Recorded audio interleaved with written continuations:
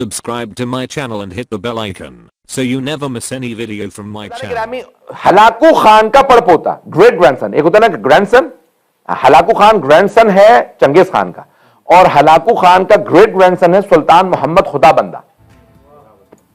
सुल्तान मोहम्मद खुदाबंदा, अब ये फार्स हो गए थे, ईरान में पूरी बादशाहत इसकी थी, जिसका बड़ा मशहूर वाकया कि जब वो अहले सुन्नत से थे और वो ईरान में शिया कैसे बने सब के सब, तो उसने, आपको पता है बादशाहों को अक्सर मगलूबुल गज़ब ही रहते हैं, तकब्बुर तो होता ही है, तो हर आदमी को डांटते रहना, हर एक को डांटना, तो गुस्से में कहीं मलका से लड़ाई हुई तो उसने कहीं कह दिया तलाक तलाक तलाक।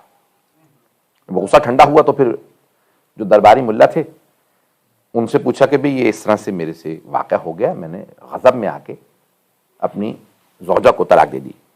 वो कहने तलाक हो गई है, अब जो है किसी और से शादी होगी, फिर वो तलाक देंगे, इद्दत के बाद फिर आप शादी कर सकते हैं। जो आप सारे मसाइल जानते हैं, मुझे बयान करने की जरूरत है। बादशाह ने कहा तौहीन है मलका कि मैं किसी और से शादी करूं। वजीर तक़य्ये में था, सुल्तान मोहम्मद खुदाबंदा का जो वजीर वो शिया थे, तो उसने कहा भाई ये बहुत बड़ा मसला खड़ा हो गया मेरे लिए, अब क्या करूं मुझे समझ में नहीं आ रहा। तो उन्होंने अपने अंदाज से कहा हल है, क्योंकि वो शिया थे, उन्हें पता तो था मसला कि ये मसला हमारे हिसाब से गलत है, इसका हल है, लेकिन जिसके पास हल है ना वो इराक में है। क्या नाम, क्या का उनका नाम है अल्लामा हिल्ली, हसन इब्ने यूसुफ इब्ने मुतहर हिल्ली। तो कहा तो हल है तो क्या हुआ, मतलब इराक में हो, हम सारा खर्चा देंगे, उनको बुला लो। कहा लेकिन ये जो आपके दरबारी मुल्ला है ना, ये उसे पसंद नहीं करते, ये नहीं बताया क्यों, कि शिया है राफजी है क्या है। कहा भाई क्यों पसंद नहीं करते, कहा ये मैं नहीं समझ सकता, ये तो मौलवी समझेंगे। वजीर को यह पता था अगर अल्लामा हिल्ली आ जाएं तो वो खुद मसला हल कर लेंगे, दरबारियों से उन्हें डील करना आता है कि कैसे मुकाबला किया जाता है, कैसे इल्मी अंदाज से उन्हें खामोश करना। का ठीक है बुला लो। अल्लामा हिल्ली जो है 726 हिजरी में उनका इंतकाल हुआ, 726। ये अब दौर है जहां पे तशय्यो खुल के सामने आया। उन्होंने बहुत खुल के इब्ने तैमिया, जो उनके जमाने में यानी वहाबी जो आज कहा जाता है तकफीरी या वहाबी सोच, इस सारे के साथ टीवी पे जा रहा है, मुझे परवाह नहीं है अब। तो अब ये जो पूरा का पूरा फिक्र है, जो सारी किताबें हैं, वो मोहम्मद इब्ने तैमिया ने सारी किताबें लिखी। ये जितने भी ये नजरियात, जो वहाबी नजरियात, उनका बाप माना जाता है।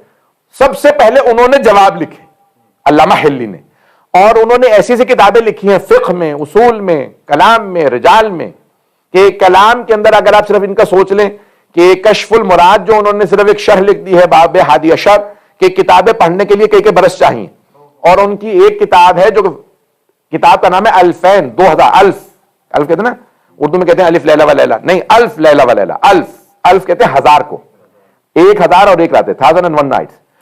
तो अब उन्होंने लिखी किताब अल्फैन 2000, 1000 दलीलें कि अली अफजल तरीन बशर है बादा पैगंबर, और 1000 दलीलें कि खलीफा बिला फसल है। तो उन्होंने किताब 2000, किताब का नाम ही है 2000, 1000 दलीलें कि मौला अफजल हैं और 1000 के खलीफा बिला। कहना बड़ा आसान है, मैं बड़े बड़े उलमा से कहूँ ना 100 दलीलें लिखो, 100, 1000 नहीं 100, तो बहुत से नहीं लिख पाएंगे, आजकल ये आलम हो गया, और लोग हर जगह आदमी टीवी पे जाके बैठ जाता है तशय्यो का जो है नुमाइंदगी करने के लिए। ये पाकिस्तान से मुताल्लिक कह रहा था, चलें चला गया तो चला गया हो। तो अब 1000 दलीलें उस जमाने में उन्होंने लिखी, और मुख्तसर सी बात, इंसान पढ़े तो सोचना पड़ता है कि क्या कह रहे हैं ये, इतनी बारीकी से। अब एक मर्तबा दावत दी गई, तो अब ये दौर है अल्लामा हिल्ली का। वो आए, और आने के बाद देखा तो अब वजीर ने कहा भाई मैंने तो एहतमाम किया था आपके लिए, आए तो देखा कहीं ना कुर्सी बैठने के लिए ना कुछ एहतमाम। दरबारी मुल्लाओं ने पूरा मंसूबा बना रखा था कि भाई वो खड़ा रहे आके, और कोई कुर्सी ना लगाए, उनके बैठने की जगह ना हो। अल्लामा हिल्ली बहुत समझदार, यानी आप जानते ना कि कमसिनी के अंदर मुज्तहिद बन गए थे, जीनियस से। जैसे दरबार में आए तो उन्होंने फौरन जूते उठा के अपने बगल में रखे और तख्त पे आके बैठ गए।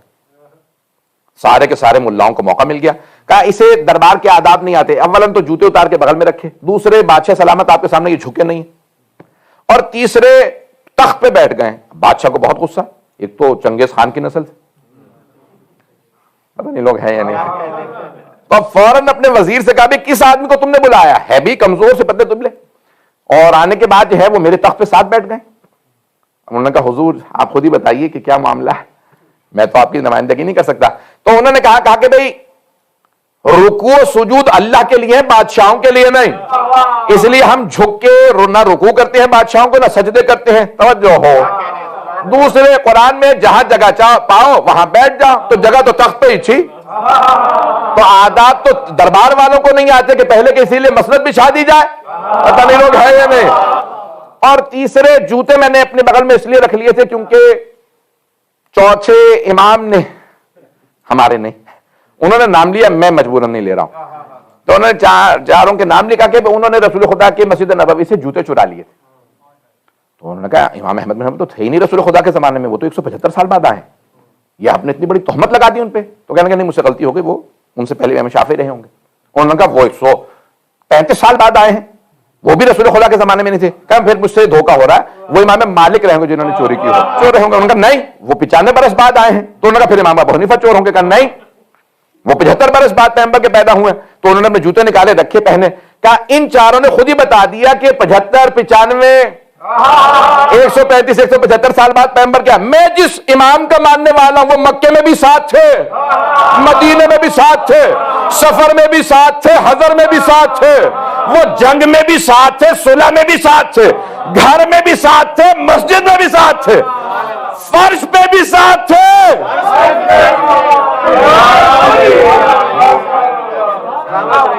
اب بادشاہ سمجھ گیا یہ عام آدمی نہیں، تو کچھ دیر ادھر ادھر کے سوالات پوچھے، باتیں کی. اس کے بعد پوچھا کہ بھئی یہ طلاق کا مسئلہ ہے اس طرح سے، تو طلاق ہو گئی یا نہیں؟ انہوں نے کہا نہیں، اولاً پہلے شرط یہ ہے کہ عربی میں طلاق دی جائے، انچی تعلق کہا جائے. تو کہا نہیں، میں نے ایسے نہیں، میں نے ضرور کہا طلاق.